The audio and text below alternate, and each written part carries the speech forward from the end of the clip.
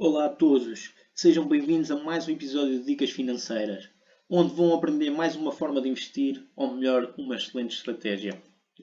Já ouviram falar da fórmula mágica? Se não, vamos a isso. Esta simples estratégia criada por Joel Greenwald permite-nos ter um grande crescimento de dinheiro na nossa carteira, sem um grande acompanhamento do mercado, e isto é muito importante, através de uma lógica de longo prazo e na seleção de empresas baratas com uma alta potencialidade de rendimento. Bem, mas como é que funciona mais detalhadamente esta fórmula? Podemos dividir a estratégia da forma mágica em 4 passos simples. Primeiro, fazer um processo muito claro de identificar as empresas de alto rendimento a um preço muito baixo, através de um ranking de ações que nós próprios vamos construir com base em duas grandes fórmulas matemáticas que não são nada complexas. Posteriormente, vamos analisar o ranking que criamos dessas empresas e selecionar as primeiras melhores. Eu pessoalmente opto por escolher as 10 primeiras, mas isso depende do seu perfil de investidor, se é mais ou menos agressivo, se é mais ou menos adepto da diversificação e por aí adiante. O passo 4 é comparar essas ações, que estão bem cotadas no ranking que criamos, e vender ao fim de 1, se for de um curto prazo, de 2, se for médio prazo, de 3 ou de 4, 5 anos, se for mais adepto do longo prazo. E quando vender, ou quando atingir o valor que você acha que deve vender, vende tudo e volta a fazer o processo e assim sucessivamente. E como é que conseguimos chegar até estes 4 passos através de uma fórmula ou da dita fórmula mágica? Bem, primeiro vamos analisar e perceber qual é o valor de retorno sobre o investimento de um conjunto de empresas, isto é, calcular o ROC das empresas que queremos analisar. E isto é feito através do lucro operacional, aquilo que nós chamamos o EBIT, da empresa a dividir pela soma do capital fixo, mas mais o capital de giro da empresa. E podemos descarregar estes dados através do Ohio Finance ou através dos próprios relatórios das empresas, que elas próprias partilham e que é obrigatório. Agora, devemos também compreender melhor ainda o preço justo destas empresas. Juntamos a esta forma, que falei agora, uma outra forma, que é que está aqui no PowerPoint, que é o chamado Earning Yield, que é a relação que existe entre o EBIT, o lucro operacional, como falei anteriormente, a dividir pelo Total Enterprise Value, o TEV, que nada mais é que a soma do valor de mercado da empresa com a dívida da empresa, representando na prática o retorno que temos em relação ao preço da ação. E quanto maior for o Earning Yield, maior o retorno dos lucros em relação ao preço da ação. Uma coisa interessante é que o Total Enterprise Value é o valor total que uma pessoa tem que ter na carteira, ou em dinheiro, ou como quiser, para poder comprar a empresa na totalidade. Ao aplicar estas duas fórmulas, ou juntar estas duas fórmulas, o Greenwald conseguiu criar um ranking que permite perceber quais são as empresas que estão no mercado com um bom crescimento futuro de lucros a um preço baixo. E eu transformei essa teoria numa abordagem minha, através de uma análise ao meu tipo de perfil de investimento e consoante o volume de dinheiro que invisto mensalmente. Basicamente, sou considerado um pequeno investidor. E acabo por escolher no ranking as 10 primeiras empresas, que basicamente são aquelas que têm mais valor somado entre o ROC e o Earning Yield. No entanto, vários académicos do mercado financeiro e investidores comprovaram que podemos escolher 5 a 10, 15, 20, 25 e 30 ativos com base nesta estratégia que conseguimos sempre superar os índices de mercado a longo prazo. E os índices de mercado definem a economia de um país como um todo. Mas isto, claro, se adotarmos esta estratégia com a perspectiva de longo prazo.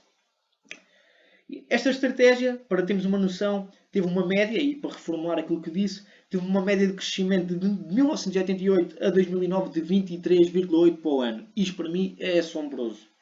O que significa que se você tivesse posto 1000 euros em 1988 e deixasse ficar até 2009, através desta taxa de retorno, teria alcançado 77.269 euros. O que supera a valorização dos índices de mercado dos Estados Unidos, por exemplo o SP500, ou mesmo o Ibovespa do Brasil. Só para ter noção, o SP500 neste período de tempo teve um crescimento ao ano de 9,5%. E este índice representa o mercado dos Estados Unidos como um todo, claro, com maior foco nas 500 maiores empresas do país. E nesse caso, se utilizasse os mesmos 1000 euros e deixasse até 2009, teria apenas juntado 6.725 euros. É uma grande diferença de rentabilidade do nosso dinheiro. E porquê é que isto acontece? Porquê é que a forma supera os índices de mercado? Porque esta estratégia procura simplesmente, através da sua expressão matemática, pura e simplesmente empresas boas a preços baixos. Não é nada mais do que isso.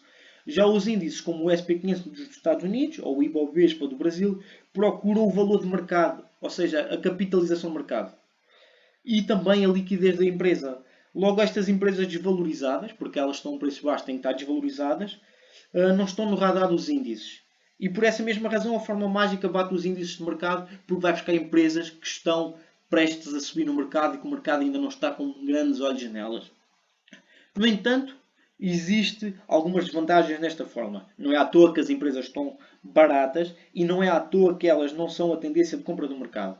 Se analisarmos detalhadamente cada empresa que nos fica no ranking, vamos ver que há aspectos que nos fazem não optar pela compra.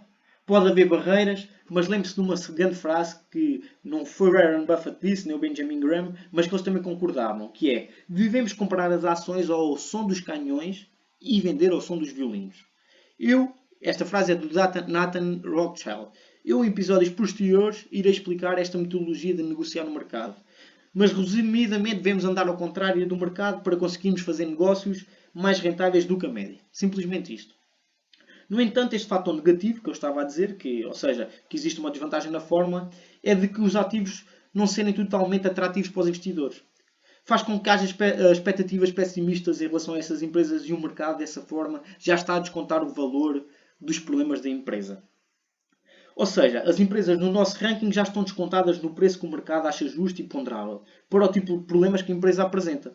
Assim, quando estamos a comprar esses ativos, estamos a construir uma carteira de ativos a um preço baixo, mas que nós sabemos que o mercado já está a descontar possíveis problemas e não está de momento a ver a alta taxa de rentabilidade que essa empresa irá enfrentar.